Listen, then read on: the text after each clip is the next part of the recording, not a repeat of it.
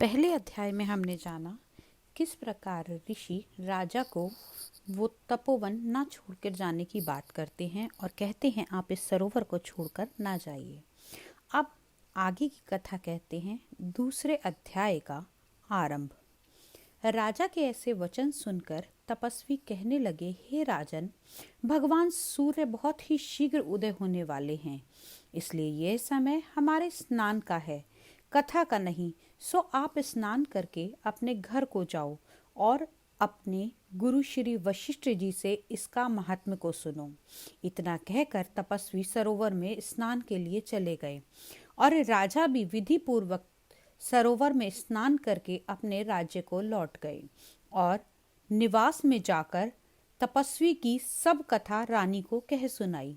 तब सूत जी कहने लगे कि महाराज, राजा ने अपने गुरु वशिष्ठ से क्या प्रश्न किया और उन्होंने उनको क्या उत्तर कहा। व्यास जी कहने लगे, हे सूत जी, राजा दिलीप ने रात्रि को सुख से सोकर प्रातः समय में ही अपने गुरु वशिष्ठ जी के पास जाकर उनके चरणों को छूकर प्रणाम करके तपस्वी के बताए हुए प्रश्नों का अति नम्रता से पूछा कि गुरुजी, आपने आचार, दंड नीति, राज्य, धर्म और चारों वर्ण के आश्रमों की क्रियाओं, दान और उनके विधान, यज्ञ और उनकी विधियां, व्रत, उनकी प्रतिष्ठा तथा भगवान विष्णु की आराधना अनेक प्रकार से तथा विस्तार पूर्वक मुझे बतलाइए। अब मैं आपसे माघ मास की स्नान की कथा का महात्म को सुनना चाहता हूँ। सो हे तपोधन, नियम पूर्वक इसकी विधि को मुझे समझाइए। तब राजा की बातें सुनकर गुरु वशिष्ठ जी कहने लगे, हे राजन, तुमने दोनों लोकों के कल्याणकारी, वनवासी तथा गृहस्थियों के अंतःकरण को पवित्र करने वाले माघ मास के स्नान का बहुत सुंदर प्रश्न पूछा है। मकर राशि के सूर्य के आने पर माघ मास में स्नान का फल गौ, भूमि, तिल, वस्त्र, स्वर्ण, अन्न, घोड़ा आदि दानों तथा चंद्रायण और ब्रह्मकूर्च व्रत से आदि से भी अधिक माना जाता है। वैशाख तथा कार्तिक में जप, दान, तप और यज्ञ बहुत ही फल देने वाले होते हैं, परंतु माघ मास में इन फल की बहुत ही अधिकता होती है। माघ में स्नान करने वाला पुरुष राजा और मुक्ति के मार्ग को जाने वाला होता है। दिव्य दृष्टि वाले महात्माओं ने कहा है कि जो मनुष्य माघ मास से सकाम या भगवान के निमित्त नियम पूर्वक माघ मास में स्नान करता है, वह अनंत फल का प्राप्त करता है। उसको शरीर की शुद्धि, प्रीति, ऐश्वर्य तथा चारों प्रकार के फलों की प्राप्ति होती है। अदिति ने 12 वर्ष तक मकर संक्रांति में अन्न त्याग कर स्नान किया। इन तीनों लोकों को उज्जवल करने वाले 12 पुत्र उनको उत्पन्न हुए। माघ मास में स्नान करने से ही रोहिणी, सुभगा, अरुंधति दानशीलता हुई और इंद्राणी के समान रूपवती होकर प्रसिद्ध हुई। जो माघ मास में स्नान करते हैं तथा देवताओं के पूजन में तत्पर रहते हैं, उनको सुंदर स्थान, हाथी तथा घोड़ों की सवारी तथा दान को द्रव्य प्राप्त होता है। अतिथियों से उनका घर भरा रहता है और उनके घर में सदा वेद ध्वनि होती रहती है। वह मनुष्य धन्य है जो माघ मास में स्नान करते हैं, दान देते हैं तथा व्रत और नियमों का पालन करते हैं। दूसरों के पुण्य के क्षीण होने से मनुष्य स्वर्ग से वापस आ जाता है, परंतु जो मनुष्य माघ मास में स्नान करता है वह कभी भी स्वर्ग से वापस नहीं आता। इससे बढ़कर कोई नियम, तप, दान पवित्र और पापनाशक नहीं है। भृगु ऋषि जी ने मणि पर्वत पर विद्याधरों को यह सुनाया था।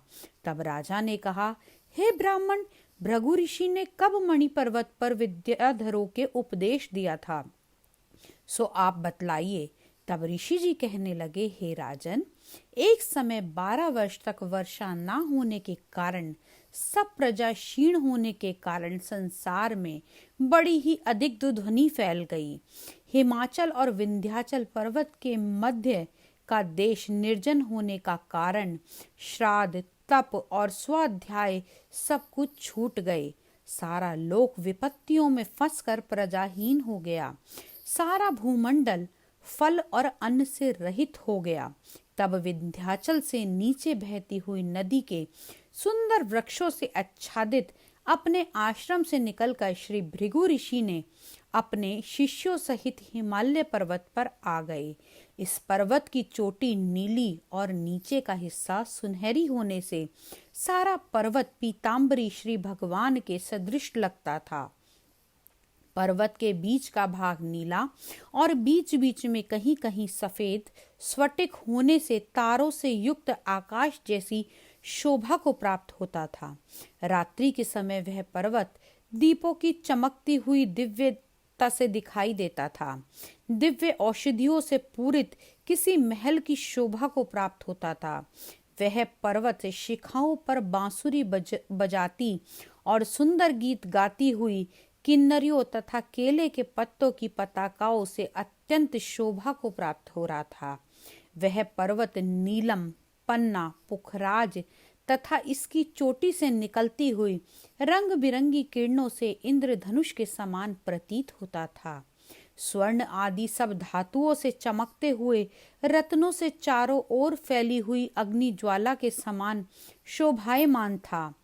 इसकी कंदराओं में काम पीड़ित विद्याधरी और अपनी पतियों के साथ आकर रमण करती थीं और गुफाओं में ऐसे ऋषि मुनि जिन्होंने संसार के सब कलेशों को जीत लिया रात दिन ब्रह्म का ध्यान करते थे और कई एक हाथ में रुद्राक्ष की माला लिए हुए शिव की आराधना में लगे हुए थे। पर्वत के नीचे भागों में जंगली हाथी और बच्चों के साथ खेल रहे तथा कस्तूरी वाले रंग बिरंगे मृगों के झुंड इधर उधर भाग रहे थे। यह पर्वत सदा राजहंस तथा मोरों से भरा रहता था। इस कारण इसको हेमकुंड कहते हैं। यहाँ पर सदैव ही देवता, गुह्यक और अप्सराएं निवास करती हैं। तो इसी के साथ दूसरा अध्याय यहीं समाप्त होता है। अगले तीसरे अध्याय में आपसे फिर मिलेंगे। तब तक के लिए श्री कृष्ण हरे कृष्ण कृष्ण कृष्ण हरे हरे, हरे राम राम राम हरे हरे। जय श्री कृष्णा।